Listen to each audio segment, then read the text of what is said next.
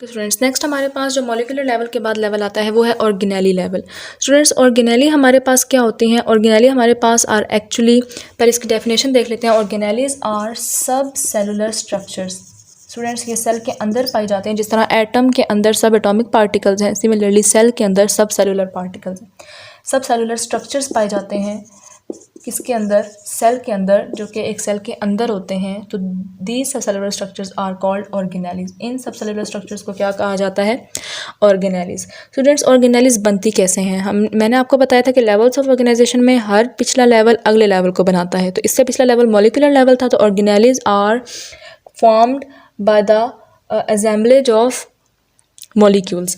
जब biomolecules, students याद रखना है कि लाइफ फॉर्मिंग मॉलिक्यूल्स, ठीक है, जब बायोमोलिक्यूल्स असेंबल करते हैं तो वो क्या बनाते हैं? फिर आगे जाकर ऑर्गेनेली बनाते हैं, याद रखना है, ठीक है। जैसे मैं आपको एग्जांपल देती हूँ, कोई भी जो है वो हम कोई स्ट्रक्चर देख लेते हैं जो सेल के अंदर पाया जाता है। हम एक सेल मेम्ब्रेन की एग्जांपल ले लेते हैं। स्टूडेंट्स सेल मेम्ब्रेन के अंदर लिपिड्स भी होते हैं, दीज आर मैक्रोमोलिक्यूल्स, ठीक है। उसके बाद कार्बोहाइड्रेट्स भी होते हैं, उसके बाद प्रोटीन्स भी होते हैं, उसके बाद कोलेस्ट्रॉल भी होता है हमारे सेल मेम्ब्रेन के अंदर, ठीक है। तो स्टूडेंट्स हमारे पास क्या याद रखना है आपने कि ये सारे बायोमोलिक्यूल्स जब कंबाइन करते हैं तो हमारे पास एक सब सेलुलर स्ट्रक्चर बनता है, ठीक है। तो और इसके अलावा और ऑर्गेनेलीज हमारे पास कौन कौन सी हैं? राइबोसोम्स हैं, ठीक है। उसके बाद जो है वो माइटोकॉन्ड्रिया है। ये सारी ऑर्गेनेलीज भी हम किससे बनती हैं? सारे मॉलिक्यूल्स से बनती हैं। स्टूडेंट्स हम एग्जांपल ले लेते हैं कुछ सब सेलुलर स्ट्रक्चर्स की, जिसको ऑर्गेनेली कहते हैं। एक ऑर्गेनेली हमारे पास है माइटोकॉन्ड्रिया। स्टूडेंट्स माइटोकॉन्ड्रिया हमारे पास पाया जाता है सेल के अंदर, and mitochondria is specialised for respiration. याद रखना है आप लोगों ने, रिस्पायरेशन एक ऐसा फिनोमिना है, वैसे बता देती हूँ आपको जनरल। इसके अंदर जो हम फूड खाते हैं उसके अंदर जो CH बॉन्ड्स होते हैं, मैंने आपको बताया कि बहुत हाई एनर्जी बॉन्ड्स होते हैं, इनको तोड़कर इसमें से एनर्जी निकाली जाती है। ये रिस्पायरेशन है और ये बहुत इंपॉर्टेंट काम है, क्योंकि ज़ाहिर हमें एनर्जी चाहिए होती है। तो ये काम कौन करता है? माइटोकॉन्ड्रिया। दूसरा हमारे पास जो ऑर्गेनेली है वो है राइबोसोम। स्टूडेंट्स राइबोसोम जो ऑर्गेनेली है, इसका काम क्या है कि हमारी बॉडी में जितनी भी प्रोटीन जो है वो होती है, सिंथेसाइज करनी हो, तो प्रोटीन को बनाने वाला काम किसका होता है?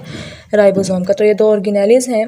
तो जब ऑर्गेनेलीज की वजह से ही जो काम सेल के अंदर है वो डिवाइड हुआ है। मींस जैसे इस ऑर्गेनेली ने ये काम करना है तो इसका यही काम है, इसने ये करना है, तो हर किसी ने अपना अपना काम जो है वो करना है। हाँ बेशक अगर कोई ऑर्गेनेली सेल के अंदर जो है वो अपना काम सही तरीके से नहीं करेगी तो सेल जो है वो सही तरीके से काम अपना परफॉर्म नहीं कर सकेगा, तो सेल जो है वो एबनॉर्मल हो जाएगा।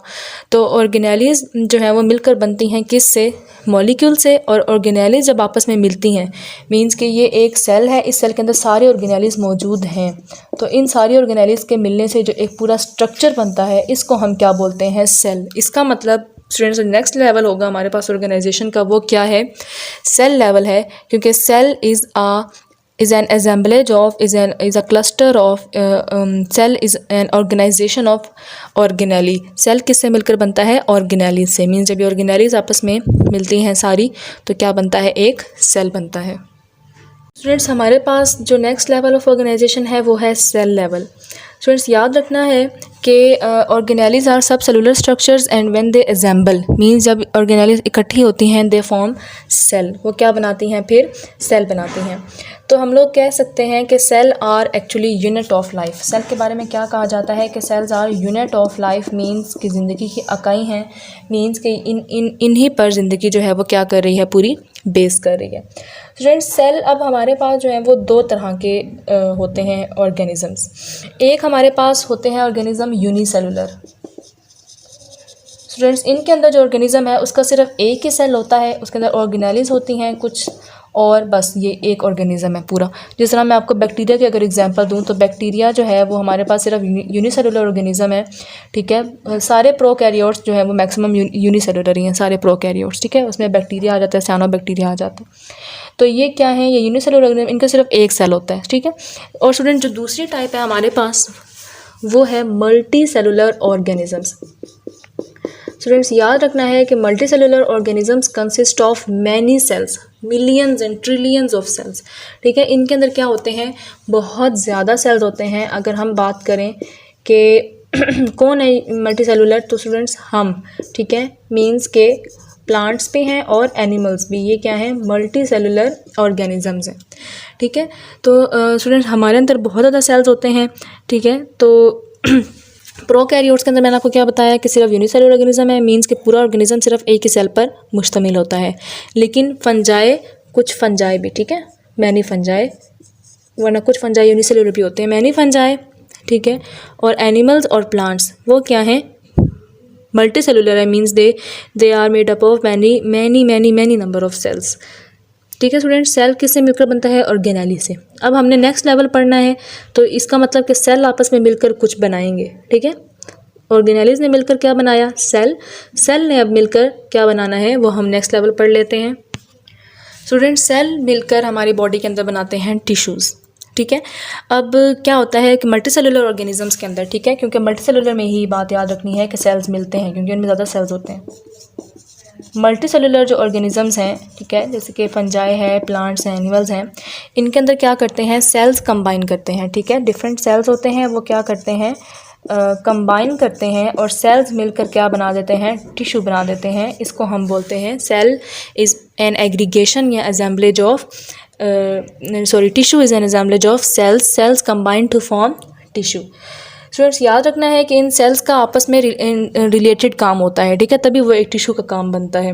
और हम टिश्यू कह सकते हैं कि टिश्यू जो है वो तब बनता है जब इसमें सिमिलर सेल्स क्या करते हैं? कंबाइन करते हैं, और उन सब का एक ही काम होता है, ठीक है। स्टूडेंट्स याद रखना है कि टिश्यू के अंदर हर सेल की अपनी अपनी ज़िंदगी है, ठीक है। उनकी जो है वो सेल के अंदर, टिश्यू के अंदर जो सेल है वो अपनी लाइफ प्रोसेसेस कैरी कर रहा है, जैसे कि हर सेल अपना माइटोकॉन्ड्रिया से रिस्पायरेशन करेगा, अपनी प्रोटीन बनाएगा, ठीक है। लेकिन वो अपने काम करने के साथ साथ टिश्यू भी काम कर रहा होता है, जो एज अ होल उस पूरा टिश्यू का काम होता है। हम एग्जांपल देख लेते हैं टिश्यू की। तो हम देख लेते हैं प्लांट में कौन कौन से टिश्यूज़ पाए जाते हैं और एनिमल्स में कौन कौन से टिश्यूज़ पाए जाते हैं। स्टूडेंट्स प्लांट्स के अंदर अगर हम लोग बात करें तो एपिडर्मल टिश्यूज़ हैं। एपिडर्मल टिश्यू स्टूडेंट्स कौन से टिश्यूज़ होते हैं? एपिडर्मल टिश्यू वो होते हैं जो उसकी बॉडी को पूरा क्या कर रहे होते हैं? कवर कर रहे होते हैं, एपिडर्मल टिश्यू। उसके अलावा हमारे पास प्लांट के अंदर कौन से टिश्यूज़ पाए जाते हैं? Ground tissues. ये टिश्यूज़ के बारे में इंशाल्लाह हम चैप्टर नंबर 4 में बहुत डिटेल में जो है वो स्टडी करेंगे। उसके बाद एनिमल टिश्यूज़ कौन कौन से? नर्वस टिश्यू जो कि आपके ब्रेन के अंदर पाया जाता है, नर्वस टिश्यू। और स्टूडेंट्स हमारे पास एनिमल टिश्यू में कौन कौन से हैं? मस्कुलर टिश्यू जो कि आपके मसल्स होते हैं। स्टूडेंट्स ये हमारे पास क्या है? टिश्यू लेवल हो गया। अब टिश्यू मिलकर किससे बनते हैं? सेल से मिलकर बनते हैं, बट टिश्यू बनाते क्या हैं तो वो भी हम इंशाल्लाह देख लेते हैं।